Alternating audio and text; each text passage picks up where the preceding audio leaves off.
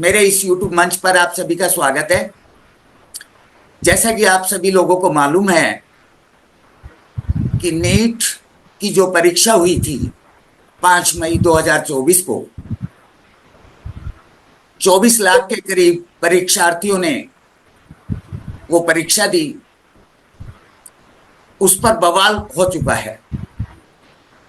NTA जो conducting agency है उसकी कार्य प्रणाली पर भी प्रश्न चिन्ह लग चुका है। तो आज इसी मुद्दे पर जी हम बातचीत करने जा रहे हैं। आज का हमारा टॉपिक रहेगा 24 लाख छात्रों का सवाल, नीट पर बवाल।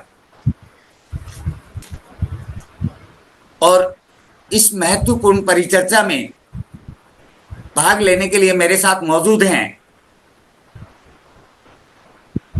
हरियाणा विद्यालय शिक्षा बोर्ड के chairman doctor VP Yadav ji.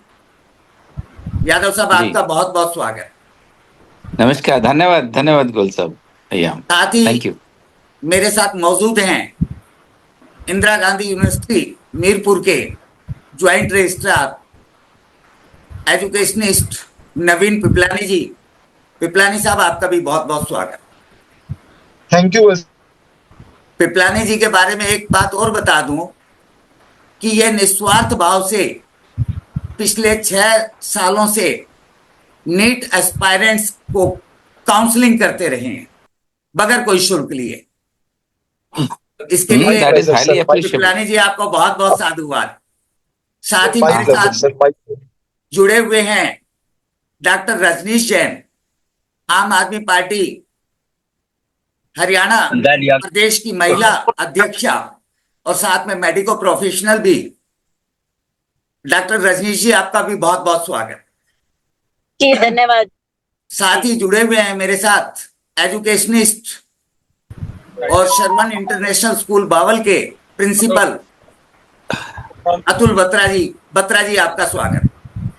सभी को नमस्कार। तो मैं कार्यक्रम को नमस्कार। शुरुआत करने से पहले सबसे पहले डॉक्टर वीपी यादव जी को बधाई देना चाहूंगा कि आपके नेतृत्व में हरियाणा विद्यालय शिक्षा बोर्ड को परीक्षाओं में नकल रोकने, जो आज का टॉपिक है उसी से रिलेटेड है ये मामला, परीक्षाओं में नकल रोकने व पारदर्शिता लाने के लिए आपके द्वारा अपनाई गई नई तकनीक क्यूआर कोड और अल्फान्यूमेरिक कोड, उसके लिए बहुचर्चित स्कॉच अवार्ड से आपको नवाजा गया है और 13 जुलाई को दिल्ली में एक बहुत बड़े कार्यक्रम में आपको सम्मानित किया जाएगा। डॉक्टर यादव साहब, आपका बहुत बहुत आपको तहे दिल से सभी पैनलिस्ट की ओर से हार्दिक बधाई। बहुत बहुत धन्यवाद सर। बहुत बहुत धन्यवाद सर। हाँ, इस उत्साहवर्धन के लिए जी जी थैंक यू सो मच। या ये जो अवार्ड है सर, ये मैं कहना चाहूँगा कि basically though it was my brain child to develop this through my critical and creative thinking, कि एक नवाचार के लिए दिया जाता है ये अवार्ड। और आपको कुछ ऐसा नवाचार लाना होता है जिसका असर धरातल पे दिखाई दे। तो वो हमने डेटा प्रेजेंट किए। और मैं एक बात और बताना चाहूंगा गोयल साहब, जब मैंने प्रेजेंटेशन दिया, हमारा 10 मिनट का ऑनलाइन प्रेजेंटेशन था पीपीटीज के थ्रू, और 5 मिनट का क्वेश्चन आंसर सेशन था, जो 3 फेज थे। इसके फर्स्ट फेज में मैं बता रहा हूँ। और उसमें वो क्वेश्चन आंसर सेशन चला जब जूरी का, जो 5 मिनट के लिए था वो 10 मिनट पे चला गया। और जूरी ने मुझे कहा कि ये बहुत अच्छा इनोवेशन है आपका, आप इसे नीति आयोग में लेकर जाइए ताकि पूरे देश को इसका फायदा हो सके। तो इस तरह का जो है सुझाव उन्होंने दिया था। तो मैं समझता हूँ कि अब इस नवाचार को समय आ गया है कि हम पूरे देश में लागू करें। नहीं, बिल्कुल ठीक कह रहे हैं। जी आपका जितना भी एक्सपीरियंस है, उम्मीद करते हैं इससे अदर एजुकेशनल बोर्ड्स या अदर एग्जाम कंडक्टिंग एजेंसीज वो भी इस चीज का फायदा उठाएंगे और आपके जी एक्सपर्टाइज को यूज करेंगे। तो अब बात, जी जो हमारा मुख्य मुद्दा है नीट एग्जाम्स को लेकर के, उसकी जी क्रोनोलॉजी के बारे में हम पहले जानना चाहेंगे। रजिस्ट्रेशन, इसका ऑनलाइन रजिस्ट्रेशन स्टार्ट हुआ 9 फरवरी 2024 को और 16 मार्च तक चला। लेकिन ऑल ऑफ सडन पता नहीं क्या हुआ, जो कंडक्टिंग एजेंसी है एनटीए, उसने 8 अप्रैल को नोटिफिकेशन जारी करके 2 दिन के लिए फिर से रजिस्ट्रेशन की विंडो खोली। 9 अप्रैल और 10 अप्रैल को नए कैंडिडेट्स और अप्लाई कर सकते थे। तो ऐसी क्या मजबूरी आ गई थी। और उसके बाद चलो 5 मई को एग्जाम हुआ, 3 मई को ही सोशल मीडिया पे वायरल हो गया वीडियो, 3 मई को, कि पेपर लीक हो चुका है। तो ऐसे में एनटीए की विश्वसनीयता पर बहुत बड़ा प्रश्न चिन्ह लगा। जी 6 मई को एनटीए बयान जारी करती है कि कोई पेपर लीक नहीं हुआ, कोई धांधलीबाजी नहीं हुई। जी 1 जून को सुप्रीम कोर्ट में याचिका दायर होती है पेपर लीक के खिलाफ। तब एनटीए बीच में कहते हैं कि हमने कुछ स्टूडेंट्स को ग्रेस मार्क्स दिए हैं, क्योंकि या पेपर क्वेश्चन पेपर डिस्ट्रीब्यूट नहीं हो पाया था। जी जी 9 जून को एनटीए ने ग्रेस मार्क को चुनौती देने वाली याचिका को ही चुनौती दे डाली, और बाद में सुप्रीम कोर्ट में एक्सेप्ट करा गया कि भी हम जिनको ग्रेस मार्क्स दिए गए हैं 1563 स्टूडेंट्स, उनका रीटेस्ट कराने के लिए हम तैयार हैं, ऑप्शन दे देंगे। उससे पहले एनटीए मानने को तैयार नहीं थी कि कोई गड़बड़ी हुई है। जी जी नई सरकार बनी। एक जी और इसमें एक महत्वपूर्ण तथ्य ये भी आता है कि ये नीट का रिजल्ट जो डिक्लेयर होना था वो 14 जून को होना था, लेकिन जी क्या सोच करके 10 दिन पहले प्रीपोन करके 4 जून को ही क्यों डिक्लेयर करा गया। 4 जून की तारीख इसलिए महत्वपूर्ण है कि उस दिन लोकसभा चुनाव के रिजल्ट की काउंटिंग हो रही थी और रिजल्ट आने थे। सारी मीडिया उस इशू पर केंद्रित थी। कोई भी नीट का ये इशू तो 7 दिन बाद उठा है, जी तब तक वो चुनाव परिणाम के सारी चर्चाएं चल रही थी। तो क्या यह जानबूझकर डेलिब्रेट अटेम्प्ट था, संयोग था या प्रयोग था। उसके बाद जब नई सरकार का गठन हो जाता है, धर्मेंद्र प्रधान जी केंद्रीय शिक्षा मंत्री बन जाते हैं, तो वो 13 जून जी को आकर के बयान देते हैं और एनटीए को क्लीन चिट देते हैं। कहते हैं कि कोई लीकेज नहीं हुई, कोई किसी प्रकार का घपला नहीं हुआ और हमें एनटीए पर पूरा भरोसा है। जबकि 5 मई को ही पटना के अंदर कुछ लोगों को इस संदर्भ में गिरफ्तार कर लिया गया था और इन जी बिटवीन गोधरा में भी गिरफ्तारी हुई है। और आज की लेटेस्ट जानकारी जो है, अभी चंद घंटों पहले झारखंड पुलिस ने भी 5 या 6 आरोपियों को गिरफ्तार किया है। जी तो क्या एनटीए के पार्ट पे या केंद्रीय शिक्षा मंत्रालय धर्मेंद्र प्रधान जी के पार्ट पे ये बहुत बड़ा ब्लंडर नहीं है जो क्लीन चिट दे रहे थे एनटीए को, और एनटीए के द्वारा एक समिति बनाई गई इसकी जांच करने के लिए, और आप बिलीव नहीं करेंगे उस समिति का चेयरमैन कौन था। एनटीए के जो चेयरमैन है उसी को उसकी रखवाली का जिम्मा दिया गया। आरोपी को ही कोतवाल बना करके डिसाइड कि भाई उसका फेट क्या होगा, प्रदीप जोशी जी। तो क्या ये पूरी व्यवस्था और पूरा सिस्टम, पूरा तंत्र क्या इतना दूषित हो चुका है कि 24 लाख बच्चों के भविष्य के साथ खिलवाड़ किया जा रहा है। उसके बाद यूजीसी नेट की परीक्षा हुई, 24 घंटे के अंदर अंदर लीकेज की रिपोर्ट आने के बाद उसको कैंसिल कर दिया गया। इस परीक्षा को भी रद्द नहीं कर देना चाहिए। यादव साहब जी आपके प्रतिक्रिया। देखिए, पेपर लीकेज होना अपने आप में एक बहुत बड़ी जो है चिंता का विषय है, लेकिन हम कभी भी किसी सरकार को सीधा दोषी नहीं ठहरा सकते। हाँ, जो एजेंसी उसे कंडक्ट करती है, कहीं ना कहीं कोई कमी या खामी रही होगी, को लूप होल्स रहे होंगे जिसकी वजह से पेपर लीकेज हुआ, और उनको प्रॉपरली प्रोसेसेस को ऑडिट करके और उन लूप होल्स को आइडेंटिफाई करके प्लग इन करना, ये हमेशा एक करेक्टिव मेजर्स है जो एजेंसी को लेना चाहिए। और improvement in the examination system is an ongoing and continuous process. आज के दिन फेयर एग्जामिनेशंस करवाना, रिलायबल एग्जामिनेशंस करवाना अपने आप में एक बहुत बड़ा चैलेंज है एग्जामिनिंग अथॉरिटीज के लिए। पिछले 3 साल से मैं हमारे अपने बोर्ड में देख रहा हूँ एक प्रणाली बहुत बड़ा चैलेंज रहा है।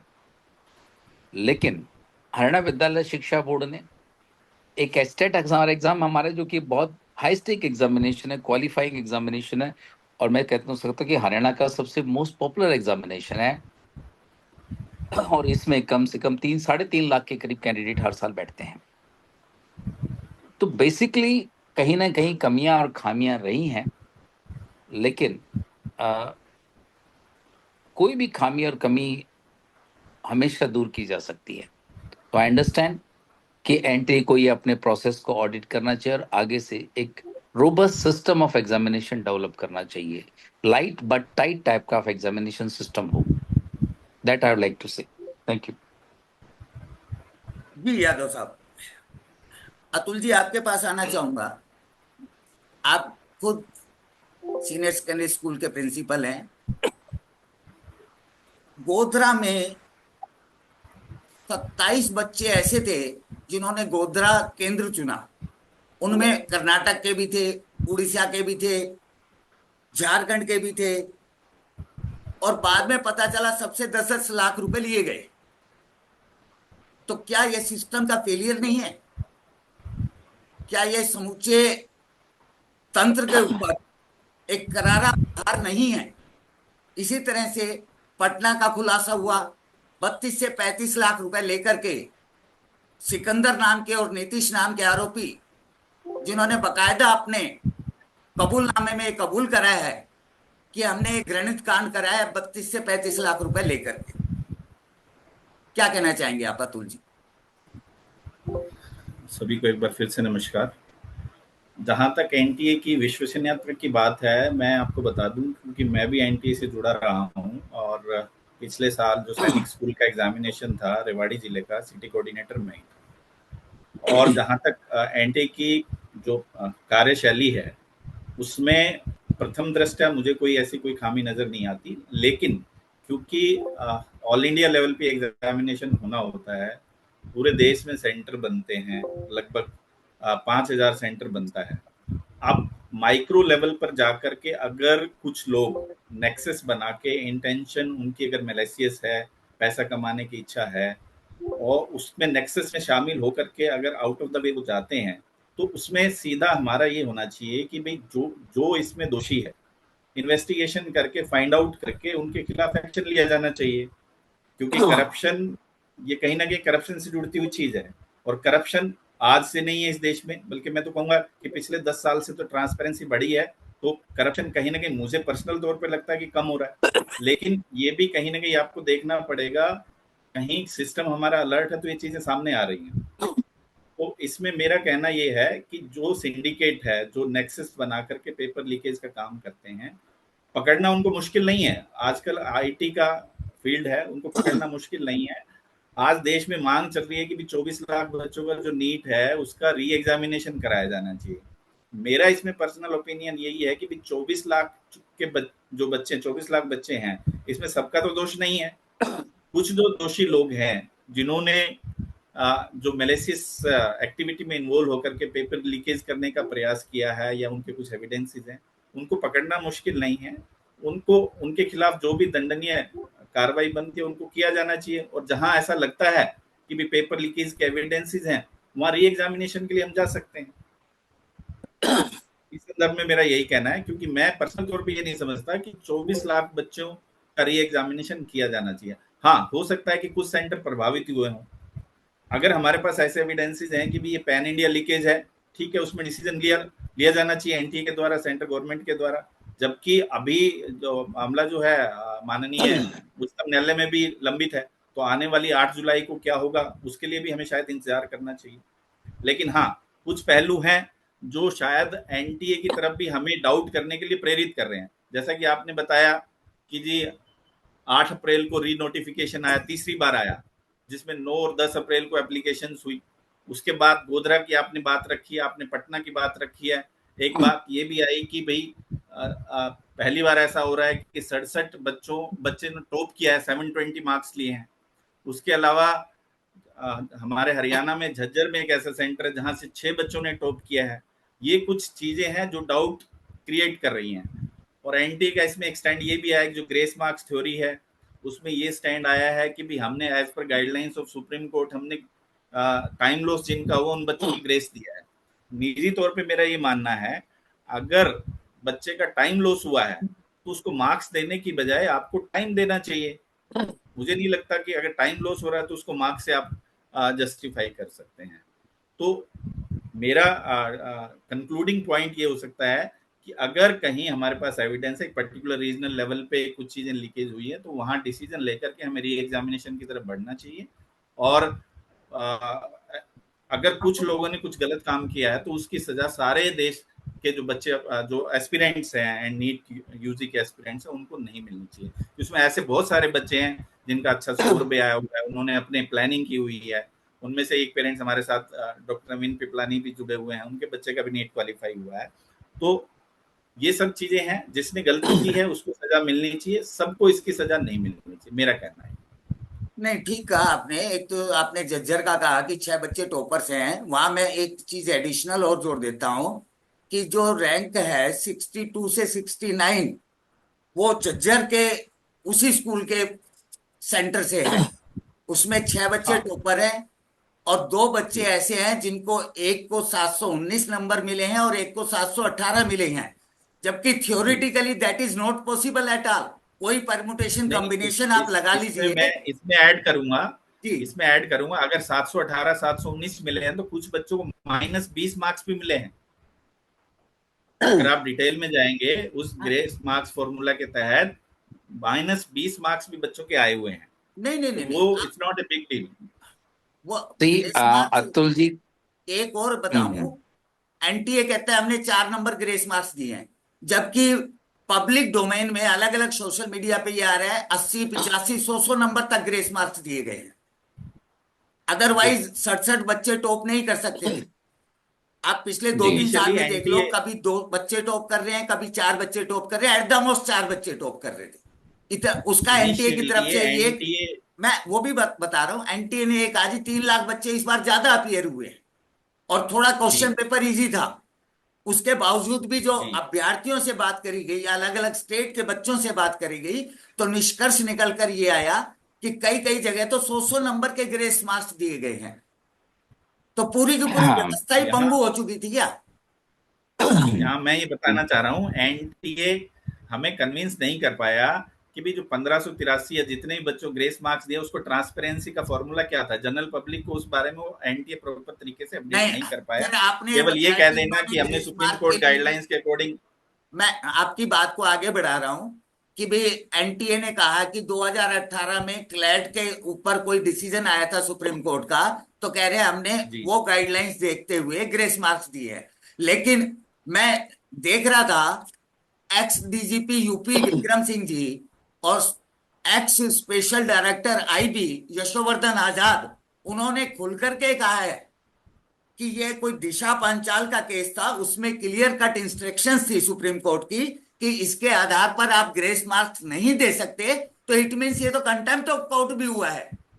बिल्कुल। उन्होंने सुप्रीम कोर्ट को भी कटघरे में खड़ा करा है। सुप्रीम कोर्ट को on the very first day पूरी की पूरी फाइल गवर्नमेंट के मुंह पर मारनी चाहिए थी कि ये क्या तरीका है। और एक और चीज बताऊं मैं आपसे, नवीन पिपलानी जी, आपसे इसके बारे में प्रतिक्रिया लूंगा, आप तक अगर मेरी आवाज आ रही हो। एनटीए क्या कॉन्स्टिट्यूशनल बैकअप पावर है इसके पास कोई भी?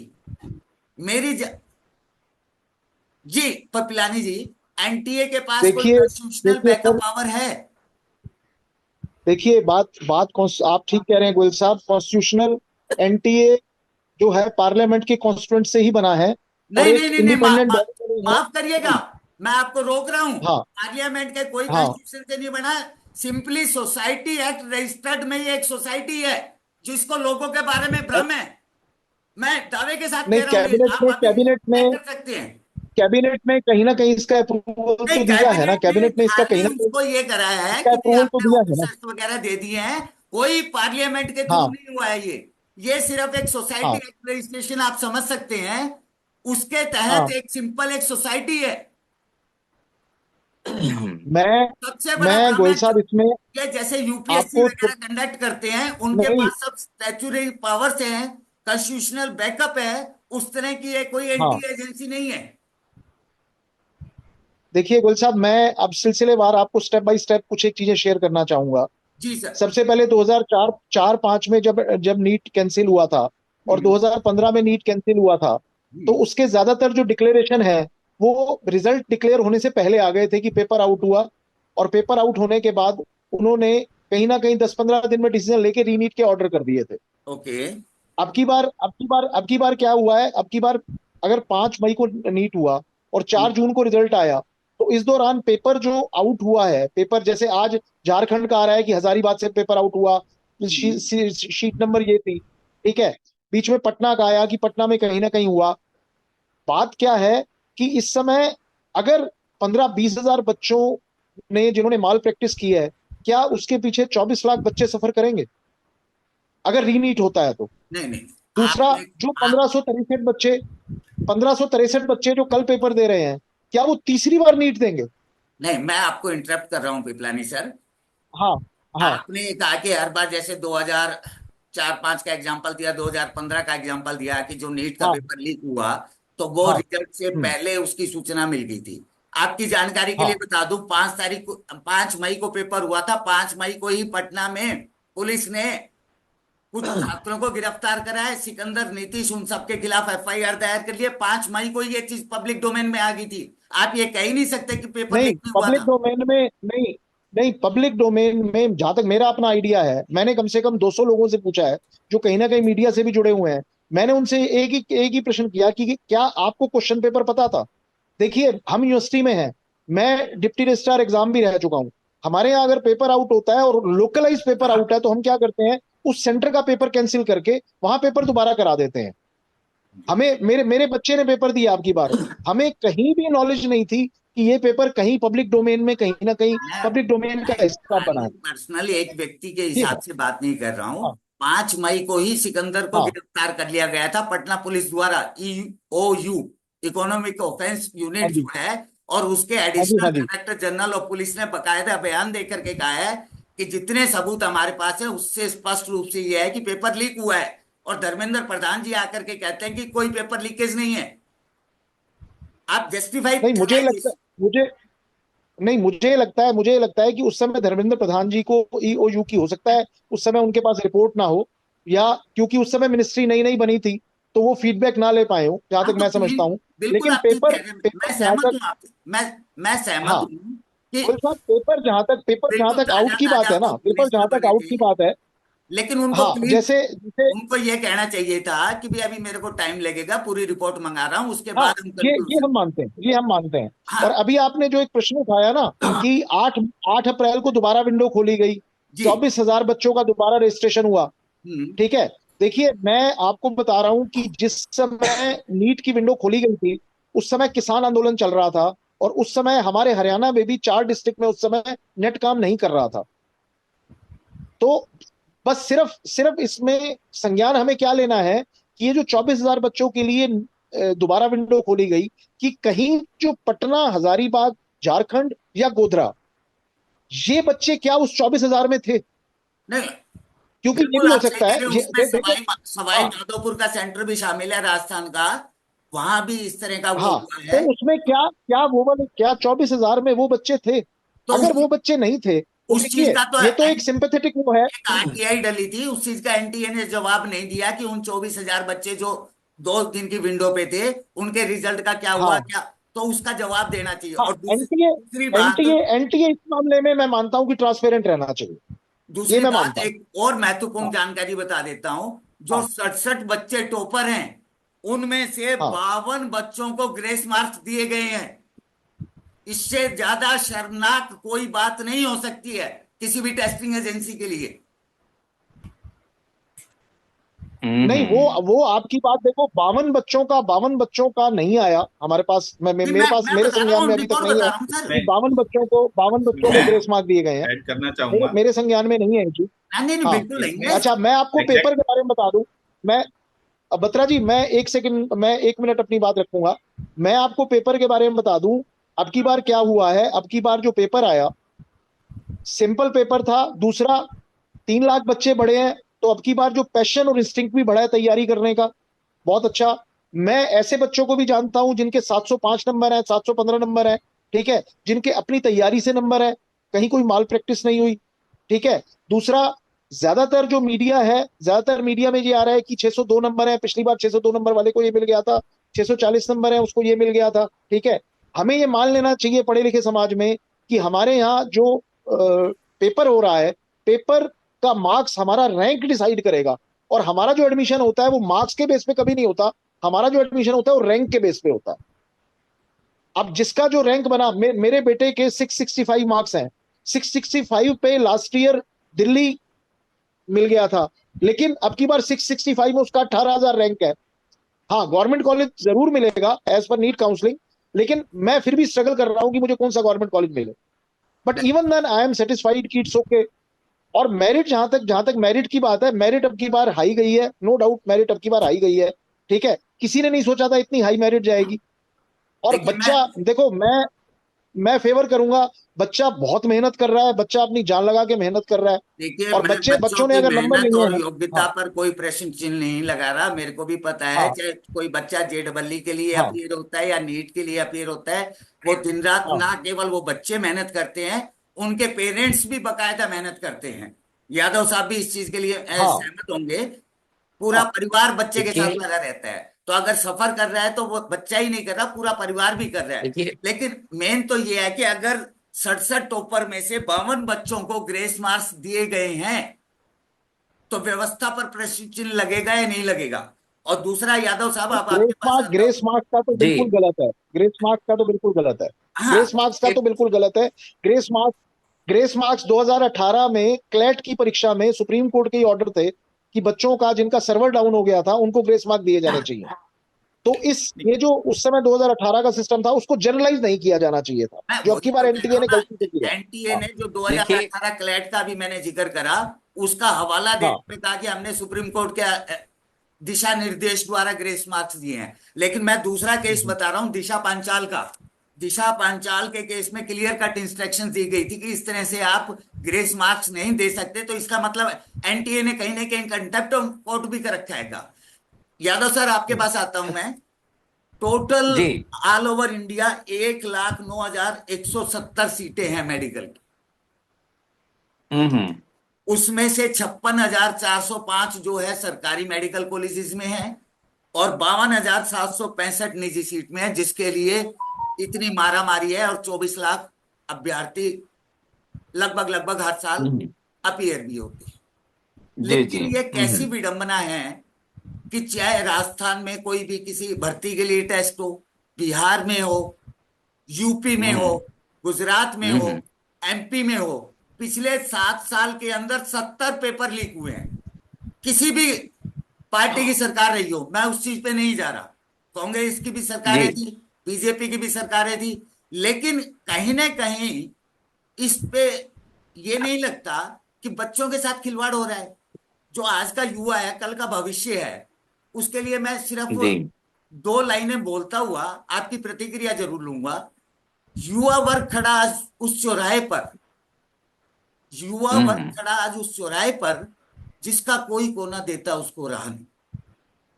हर जी दिशा तम से भरी हुई, हर दिशा तम से भरी हुई, पूर्ण होती उसकी कोई चाह नहीं। कुछ तो जी समझो, कुछ तो सीखो, इनका कुछ तो ध्यान करो, दिशा दो, मार्ग दो, जी इनका कुछ उत्थान करो।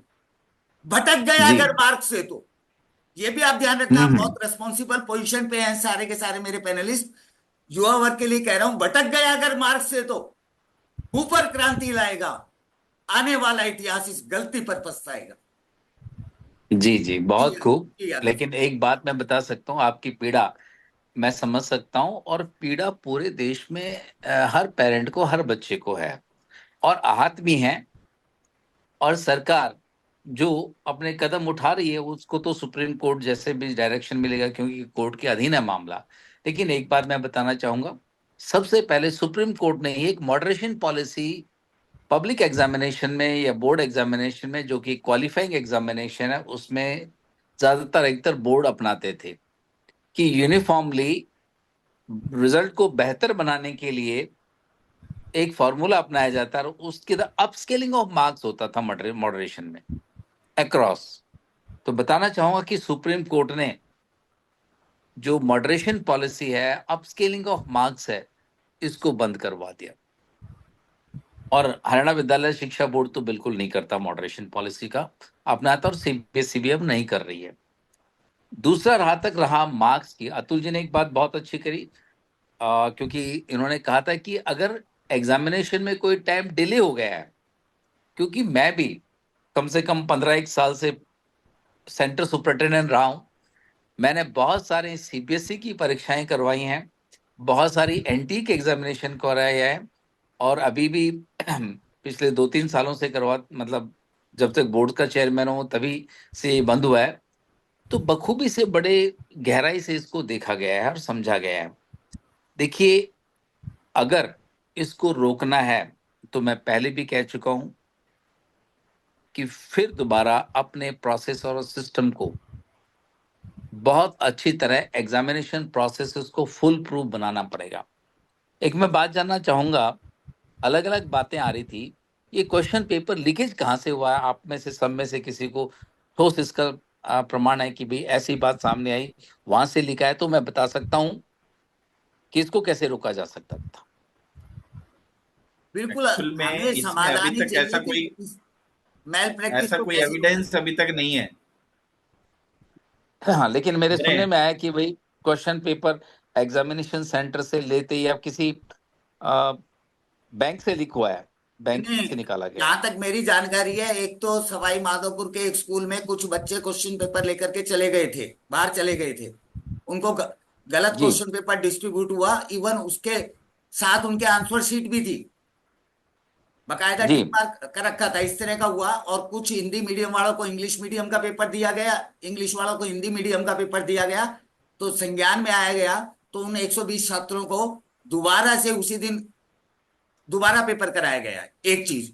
और दूसरा, जो अभी जितनी इन्वेस्टिगेशन चल रही है, एपी सेंटर जी जो आ रहा है, झारखंड का हम्म। हजारीबाग आ रहा है, जहां से पेपर लीक हुआ है, जो सुनने में आ रहा नहीं, है। ये पेपर एक दिन एग्जाम से पहले लीक हुआ है, उसी दिन। जो उस दिन हुआ है वो झारखंड के हजारीबाग से सुनने में आया है। लेकिन ये 3 तारीख को ही पब्लिक डोमेन में था। और पटना में जिस सेंटर की हम बात कर रहे हैं, वहां पर जी सिकंदर ने अपने भतीजे अनुराग यादव को बकायदा बुलवाया है कोटा से, आजा। रात को प्रश्न रटवाए हैं, अगले दिन दोनों ने ये कबूलनामा करा है कि डिटो पेपर आया था। अच्छा, एक बात मुझे बताएं साहब, ये जो पेपर है, इसका लीकेज का सोर्स क्या था? क्या उस तक पहुंच पाई है? ये तो इन्वेस्टिगेशन का वो है। इसमें आप और हम, मैं भी नहीं कह पाऊंगा, आप भी नहीं कह पाएंगे। लेकिन इन्वेस्टिगेशन एजेंसी जितने भी हैं, और उसके लिए एक बात जरूर मैं कहूंगा, हरियाणा पुलिस ने अब तक कोई गिरफ्तारी नहीं करी। गोधरा पुलिस ने करी है, जी गोधरा पुलिस ने करी है। जी और दूसरे आपके पटना पुलिस ने करी, और पटना पुलिस तो इस केस को बहुत आगे तक लेके गई है। देखिए, कोई भी इन्वेस्टिगेशन तब शुरू होती है जब कोई पुलिस के पास जाके एफआईआर दर्ज कराएगा। अपने आप पुलिस किसी को चीज को संज्ञान में लेके या फलाने इतने बच्चों के इतने नंबर आए, उसको लेकर कोई औचित्य नहीं बनता पुलिस का एफआईआर करके इन्वेस्टिगेशंस का। ऐसा है, अगर दैट्स इट। हम डेटास को खंगालें यादव साहब, तो जी पिछले 5 सालों में कम से कम 2 करोड़ से ज्यादा अभ्यर्थी और परीक्षार्थी इस चीज से प्रभावित हुए हैं। चाहे वो कॉम्पिटिटिव जी एग्जाम्स का मामला हो या नौकरी का मामला हो। और कई जगह तो ऐसा है, जैसे रेलवे रिक्रूटमेंट बोर्ड है, 4 साल तक वैकेंसी नहीं निकली। चार जी साल के बाद वैकेंसी निकली प्रेशर की वजह से। उसके बाद वो पेपर लीक हो गया और वो कैंसिल हो गया। आज तक आता पता नहीं। तो सारी गवर्नमेंट ऐसा कर रही है। देखिए, नहीं, बात एक्चुअली क्या है, अनफॉर्चुनेटली मुझे लगता है जी। कि इवन जो एग्जामिनिंग बॉडी है, एनटीए जैसी बॉडी को बहुत सारी प्रोसेसेस उनके कहीं ना कहीं, मैं सकता हूँ अभी भी बहुत खामियां हैं अगर पेपर लीक हो रहा है तो। आप देखिए, मैंने जैसे पहले बताया हम हरियाणा विद्यालय शिक्षा बोर्ड का एस्टेट का एग्जाम करवाते हैं, हाई स्टेक एग्जामिनेशन है, लेकिन वो इसलिए लीक नहीं होता कि हमने फुल प्रूफ सिस्टम डेवलप कर, even evaluation and declaration of result तक का। तो बेसिकली अभी भी फिर भी मैं बता सकता हूँ कि 100% प्रोसेस में अभी भी बहुत कमियां और खामियां हैं, और उसे एनटीए उस प्रोसेस को फिर अपना ऑडिट करे और फुल प्रूफ बनाए, बंद हो जाएंगी। दरअसल अनफॉर्चुनेटली जो एजेंसियां हेड की जा रही हैं, कहीं ना कहीं उनके जो हेड्स हैं, हमारे यहाँ पर क्या है अनफॉर्चुनेटली कि जो बहुत सारे लोग हैं, चाहे वो एडमिनिस्ट्रेशन में है, मैनेजमेंट में है, सिस्टम में है, वो कहते हैं jack of all trades but master of none. कई बार ये भी हो जाता है, जो जिन लोगों को इन प्रोसेसेस का बहुत इन डेप्थली नॉलेज है, उनको इन्वॉल्व किया जाए और उनको फुल ऑटोनॉमी दी जाए, हर प्रोसेसेस को ऑडिट करके इन लूपहोल्स को बंद कर दें। और मैं दावे से कह सकता हूँ ये जो लीकेजेस ऑफ क्वेश्चन पेपर्स हैं, ये 100% बंद हो सकते हैं। नहीं, ठीक बस कह रहे हैं सोचने के लिए। जी। यादव साहब, आप ठीक कह रहे हैं, लेकिन जो सुनने में और हमने किया है इसको, ऐसा नहीं है, हमने हरियाणा में किया है, हरियाणा विद्यालय शिक्षा बोर्ड ने ये करके दिखाया है। जी। जो सुनने में आया है कि एनटीए ने आउटसोर्स कर रखा था अपना काम, और एक जहां भी ठीक है। जिस प्रिंटिंग प्रेस में पेपर प्रिंट हुए हैं, उससे हम्म। पहले हर साल ये होता था सिस्टम कि वो कंडक्टिंग एजेंसीज एनटीए या जो भी है उसको पेपर सबमिट करती थी, उसकी जिम्मेवारी होती थी कि वो डिफरेंट सेंटर्स पे पहुंचाए। यहाँ इस बार हम्म। डायरेक्ट प्रिंटिंग प्रेस को ये बोला गया कि वो डिफरेंट सेंटर्स पे वो पहुंचाए। तो ये हम्म। कहाँ पारदर्शिता रहेगी अगर इस तरह का फुल प्रूफ मैकेनिज्म हम तैयार नहीं कर पा रहे हैं? और जिस तरह से आपने हरियाणा विद्यालय शिक्षा बोर्ड में आपने सराहनीय कार्य करा, नकल रोकने की दिशा जी। में, उसके लिए आपको अवार्ड से भी नवाजा जा रहा है। तो कुछ ऐसा जी। ही सेंट्रल लेवल पे या अदर स्टेट्स में क्यों नहीं करा जा सकता? क्यूआर कोड नहीं लो, देखो। अल्फान्यूमेरिक कोड लो, या जितनी भी लेटेस्ट टेक्नोलॉजी है उसको डेवलप करके नकल को रोका जा हम्म। सकता है। जी यादव साहब। नहीं, बिल्कुल बिल्कुल ऐसा है। आपकी बात बिल्कुल सही कह रहे हैं आप, और मैं एक बात बताना चाहूंगा कि ऐसा नहीं है, इसको अगेन बहुत गहन ता से इसका अध्ययन करने की आवश्यकता है। और अगर सरकार कभी हमसे प्रोसेस या सिस्टम के बारे में पूछेगी, जाननी चाहेगी कि इसको कैसे फुल प्रूफ बनाए, तो हरियाणा विद्यालय शिक्षा बोर्ड हमेशा तैयार है। डॉक्टर वीपी यादव भी इसके लिए तैयार है हमेशा। नहीं, ठीक आपको है ना, इनिशिएट तो करना आगे चाहिए ना sir. You should be the Pioneer in this respect.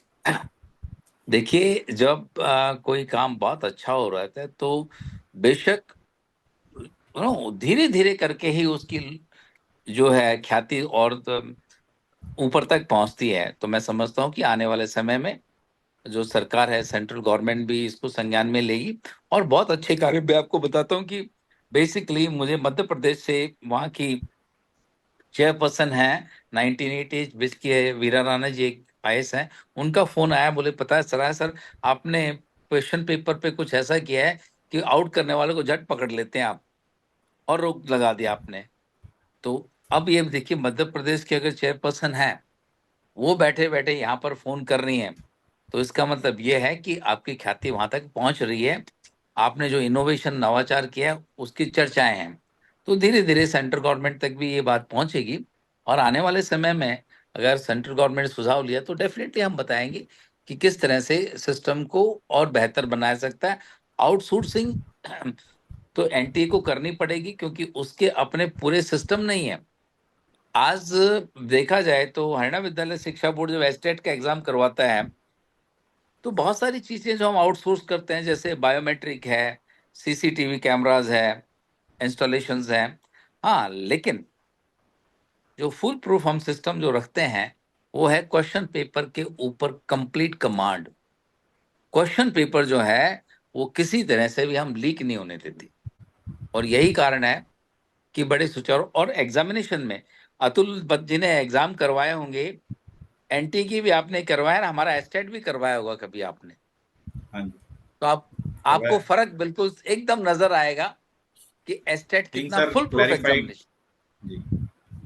जी। वही बात है सर, इसमें मैं ये कहना चाहूंगा, चोर तो देखो चोरी करेगा, बेहतर जी। यह है कि आप अपने घर का ताला मजबूत करें, उसका मैकेनिज्म सिस्टम अगर आपका स्ट्रोंग है तो चोर फिर एंट्री नहीं कर सकता है।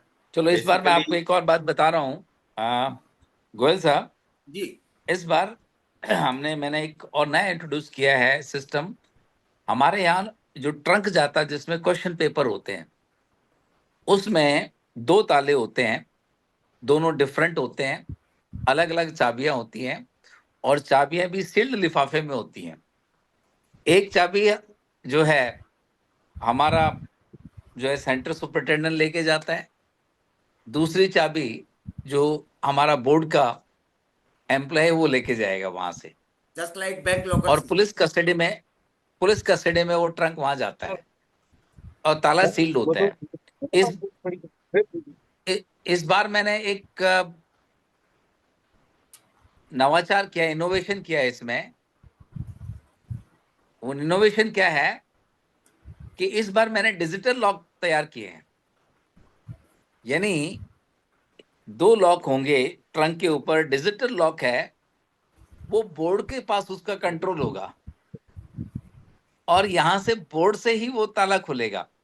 और कोई टेम्परिंग करने की कोशिश करेगा उस डिजिटल लॉक से, तो आप मान के लिए तुरंत हमारे पास अलर्ट आ जाएगा। तो ये अपने आप में एक बहुत सराहनीय स्टेप है, मैं कहूंगा कि बोर्ड ने लिया है, जिसके अंदर बहुत जबरदस्त सिक्योरिटी सिस्टम हम इंट्रोड्यूस किया हमने इस बार। तो धीरे धीरे करके और इसको फुल प्रूफ बनाया जाएगा। टेक्नोलॉजी का जितना हम यूज करेंगे उतना ही सिक्योर और कॉन्फिडेंशियल सिस्टम एग्जामिनेशन का डेवलप हो जाएगा। That's it. नहीं, ठीक कह रहे हैं आप। जी बोल साहब। हाँ, कंक्लूडिंग रिमार्क्स में सभी पैनलिस्ट से चाहूंगा मैं, उससे पहले मैं राकेश बंद करना ये उससे पहले एक जानकारी आपको बता दूं। महाराष्ट्र के मेडिकल एजुकेशन मिनिस्टर है हसन मुश्रीफ। जी बीजेपी लेड गवर्नमेंट है वहां, शिंदे जी के नेतृत्व में। उन्होंने 8 जून को माना कि शायद नीट एग्जाम्स पैसे लेकर कंडक्ट किए गए थे, जी और स्वयं उन्होंने रद्द करने की सिफारिश भी करी थी। तो जी तो अलग अलग इसको पार्टी पॉलिटिक्स से ना लेकर के, मतलब चाहे सत्ता पक्ष हो या विपक्ष हो, अब हर आदमी मान रहा है। इवन बिहार से अगर हम लें तो एक तरफ तो जी धर्मेंद्र प्रधान जी ने ये कह दिया कि लीकेज नहीं हुई, दूसरी तरफ उन्हीं के बिहार के डिप्टी सीएम और साथ में केंद्रीय मंत्री गिरिराज किशोर, वो हम्म विजय सिन्हा और गिरिराज किशोर दोनों ने स्पष्ट रूप से कहा है कि लीकेज हुई है। उसको जी पॉलिटिसाइज करने का प्रयास भी करा गया। जी तो जी लेकिन आपने बहुत बढ़िया कहा यादव साहब कि कुछ इस तरह से मैकेनिज्म तलाशना चाहिए कि भाई ये सारी की सारी जितनी कमियां हैं सिस्टम के अंदर वो दूर हो सके। मेरे साथ बिल्कुल, ये जरूरी है। हाँ this is the Vijay need of the Somani ji भी टाइम। जुड़ चुके हैं, Somani institute of technology and management के सर 8 बजे अभी मेरा एक प्रोग्राम है, मुझे जाना होगा। जी जी। आपका बहुत बहुत शुक्रिया, विजय बड़े भाई हमारे, और वो बहुत सारे सुझाव आपको देंगे। ठीक है ना? नहीं, बस समझ भी कर रहा हूँ, हार्डली 2 या 3 मिनट में मेरा समाप्त कर दूंगा डॉक्टर साहब। हाँ, मेरा हार्डली दो मेरा या तीन मेरा मिनट मेरा भी एक प्रोग्राम है। हाँ नहीं नहीं नहीं, जी जी बस सबको 1 1 मिनट, उससे ज्यादा किसी को मेरे पास भी टाइम नहीं है। जी हाँ हाँ हाँ। नवीन जी, आपकी प्रतिक्रिया, लास्ट कंक्लूडिंग रिमार्क्स। मेरा मेरा मेरा ये मानना है कि देखिए अब जो भी हो चुका, लेकिन अगर रीनीट होना है बाई चांस, तो अब कोर्ट को थोड़ा अर्ली हियरिंग करनी चाहिए, क्योंकि आज अभी 22 तारीख है, कोर्ट की डेट 8 जुलाई है। अगर कोर्ट 8 तारीख को रीनीट के लिए बोलता है तो ये भी एक बच्चों के लिए एक बहुत बड़ा ट्रॉमा होगा। नहीं बिल्कुल आप ठीक कह रहे हैं, कोर्ट की हाँ विश्वसनीयता पर भी प्रश्न चिन्ह लग चुका है कि कोर्ट हाँ स्ट्रेट वे, मतलब अधर में क्यों लटका रखा है बच्चों को। हाँ। बिल्कुल आप वो ठीक कह रहे काउंसलिंग भी नहीं रोक रहे। वो कहते हैं 1563 का भी दोबारा जो एग्जाम होगा वो भी कैंसिल हो सकता है। हैं। तो उसका कहीं ना कहीं उसको थोड़ा सा आई थिंक प्रोएक्टिव होके और उसको कल कहीं ना की कहीं डेट लेना है, पड़ेगा। कल की डेट है उस 1563 बच्चों के री एग्जाम की, कल की डेट है 23 जून की, तो हाँ, कल कल वो एग्जाम भी हो जाएगा। और 30 जून हाँ, को रिजल्ट आ जाएगा उसका। 30 जून को रिजल्ट आ जाएगा। अतुल जी आपके ये पास। मेरा तो सर इसमें ये कहना है, हमें लीकेज का स्केल देखना पड़ेगा। अगर ये माइनर स्केल है तो उन सेंटर्स पे एग्जाम कैंसिल करके उसको री एग्जाम कराया जाए। और अगर ये मेजर स्केल है, अगर कुछ एविडेंसेस है ये मास स्केल पे हुआ है, तो हमें री एग्जामिनेशन कराने में हेजिटेट नहीं करना चाहिए। ऑनरेबल सुप्रीम कोर्ट की जो भी ऑर्डर्स आएंगे वो अवेटेड है, शायद हमें उसके लिए भी इंतजार करना चाहिए। नहीं, ठीक है। सोमानी जी, 1 मिनट ही आपको बोलने के लिए मिलेगा, क्योंकि आप बहुत लेट है। अगर आप अपनी प्रतिक्रिया देना चाहें तो। वो हाँ, वो सिस्टम अडप्ट नहीं हो पाया एक्चुअली मेरे से ना। जी। और ये जब कोर्ट का मसला है तो सुप्रीम कोर्ट ऑफ इंडिया जिस चीज को देख रहा है, हम्म। तो फिर भारत सरकार ने भी अकॉर्डिंगली करना। और ये जो नीट के एग्जाम कराने वाले लोग हैं वो भी उसके डायरेक्शन में काम करेंगे। और जब देश के शिक्षा मंत्री धर्मेंद्र प्रधान जी ने ये कह दिया कि भाई मैं सब जानता हूँ, तो इसका मतलब सरकार को भी सारा इल्म है इस बारे में। मेरी तो इतनी प्रतिक्रिया है, क्योंकि डिबेट का टाइम मैं लेट ज्वाइन कर पाया हूँ आपको, इसके लिए मैं माफी चाहूंगा। थोड़ा इसीलिए मैं भी माफी चाहूंगा, सिस्टम आपको को, ज्यादा समय नहीं दे पाऊंगा। हाँ, लास्ट में नहीं फाइनल नहीं, एंड आपका बहुत कंक्लूडिंग बहुत रिमार्क्स, यादव साहब, बिल्कुल डॉक्टर यादव जी, बिल्कुल। बहुत शॉर्ट में फाइनल कंक्लूडिंग। नहीं नहीं, सबसे जी पहले तो विजय सोमानी जी बड़े भाई जी का बहुत बहुत स्वागत है। कम से कम एंड में जाते जाते तो मिल ली कम से कम। और भाई हाँ, चेयरमैन साहब, आप और तो पुराने साथी हैं हमारे, एजुकेशन के भी और सामाजिक और हर क्षेत्र में आप हम भी आपके छोटे भाई हैं सर। बेशुमार साथी। जी जी जी, बिल्कुल हम बिल्कुल। सब आप तो, वेल कनेक्टेड हैं, नोन है। आपने शिक्षा शिक्षा बोर्ड को भी काफी आपने उन्नत किया हरियाणा के बच्चों के लिए। जी ये जी, बहुत अच्छा बहुत धन्यवाद। सौभाग्य है बच्चों के लिए, हरियाणा चलो के आपको लिए। एक बात खुशखबरी और दे दूं भाई साहब, कि हरियाणा बोर्ड जी को जी। नवाचार के लिए, नकल रोकने के लिए, इनोवेशन के लिए जो सर्वोच्च अवार्ड है गवर्नमेंट सेक्टर के लिए, स्कॉच अवार्ड से सम्मानित किया गया। हाँ, हाँ, ये अवार्ड हमें मिला है, और बहुत 13 जुलाई को ये दिल्ली में एक बहुत बड़ा कार्यक्रम है, उसमें हमें दिया जाएगा। बहुत हाँ, बधाई यादव साहब, thank you, doctor thank BP you, Yadav साहब, आपको और आपके शिक्षा बोर्ड को बहुत बधाइयाँ। Thank you, thank you sir. और मैं जी कंक्लूडिंग रिमार्क यही रहेंगी कि अगर नकल को रोकनी है तो फिर दोबारा मैं कहता हूं, हर बार कहता हूं, कि सिस्टम को, सिक्योरिटी सिस्टम को, कॉन्फिडेंशियलिटी को फुल प्रूफ बनाना पड़ेगा, और प्रोसेसेस को हर स्टेप पे ऑडिट करना पड़ेगा। उसके बाद नकल बंद हो सकती है, और मैं कह सकता हूँ 100% ये माफिया भी धराशायी हो जाएगा, क्योंकि हिंदुस्तान में माफिया काम करता है नकल के लिए, और उनके पास टेक्नोलॉजिकल एडवांसमेंट बहुत ज्यादा है। उससे ज्यादा टेक्निकल एजुकेशन हमें करना पड़ेगा, वो डाल डाल तो हमें पात पात चलना पड़ेगा, और 100% जो है भारत सरकार इसको रोक पाएगी, ऐसा मेरा पूरा विश्वास है। नहीं, थैंक बहुत यू। सही कह रहे हैं आप। डॉक्टर रजनीश जैन, अगर आप मेरी आवाज सुन रही हैं तो 1 मिनट, शायद उनका संपर्क फिर टूट गया है। एनीवे, सभी मेरे पैनलिस्ट का बहुत बहुत आभार मेरे साथ इस परिचर्चा में जुड़ने के लिए। डॉक्टर यादव, धन्यवाद। अतुल जी, पिपलानी जी, विजय सोमानी जी, आप सबका बहुत बहुत धन्यवाद। Thank you. थैंक आपको यू भी सर, बहुत बहुत थैंक यू, शुभकामनाएं। Thank you sir, thank you. Thank you very doctor much. Rajneesh, आपका भी बहुत बहुत धन्यवाद। माफी चाहूंगा, आप समय नहीं दे पाऊंगा, कंक्लूड कर चुके हैं। जी जी जी, थैंक यू सो मच। जी जी। सॉरी, मैं भी गांव में घूम रही हूँ, तो इसलिए बीच बीच में आपकी मीटिंग अटेंड की मैंने। नहीं नहीं नहीं, बाकी मैं बहुत समझ अच्छा रहा। आपकी सबको व्यवस्था मेरा समझ सकता नमस्कार। हूँ। तो बाकी, पैनल के जितने सब जी, thank you panelist thank you हैं, वेरी मच। सबको मेरा हाथ जोड़ के नमस्कार। जी जी जी।